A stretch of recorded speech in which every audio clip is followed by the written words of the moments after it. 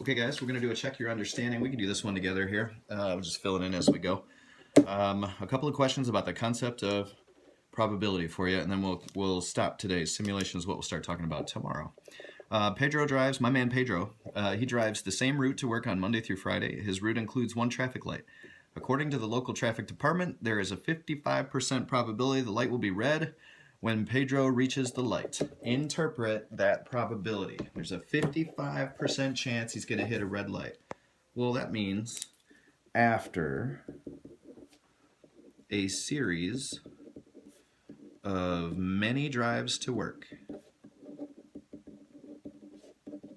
It's not about what happens when he goes once. Probability doesn't work like that. Probability is something that shows up over a long series of events. After a long series of many drives to work, the proportion of red lights should approach 55%. Oops. Should approach 0.55. Okay, that's what probability means. All right, let's see here.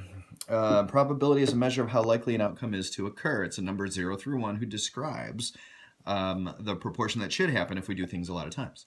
Match one of the probabilities that follow with each statement. I got, these are all in numerical order here, 1 being the strongest, 0 being the weakest. 0.99 is you're pretty sure something's going to happen, almost always happens. 0.6 is right there in the middle. The outcome is impossible. It can never occur. If it's impossible, it can never occur.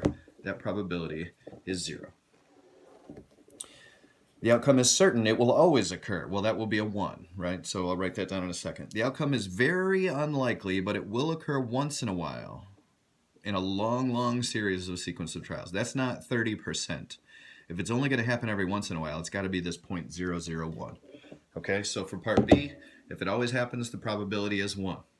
Part C, if it doesn't happen very often at all and we'll only see it once, how did I put it? Will occur once in a while in a long series of trials. That's got to be this 0.001. And then D, the outcome will occur more often than not. More often than not. Well, I don't want to go with 0.99 because that almost always happens. If it's going to occur more often than not, that means it doesn't occur quite a bit also. So we're going to go with this 0.6. 50% means it happens half the time. 60% means it happens more often than it doesn't. Okay, and then number 3. This is our last thing for today. A husband and wife decide to have children until they have at least one child of each sex. The couple has had 7 girls in a row. The doctor assures them that they are much more likely to have a boy next. Explain why the doctor is absolutely wrong. Here we go. The next child is a very short sequence of events.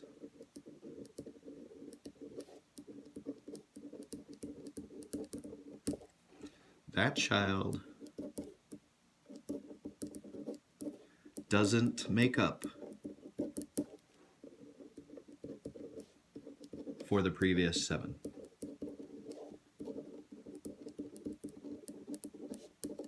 I think what that doctor is saying is if you have 100 kids, it ought to even out sooner or later, but there's no guarantee about what's going to happen with the next kid. It's not about any one event. It's about what happens throughout a whole string of events.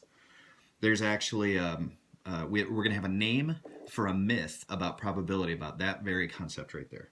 Okay, we're starting off slow here on page 308. Let me have you guys do number 1, 4, 5, and 7. Welcome to remote learning, people. Enjoy the show. Have a good day.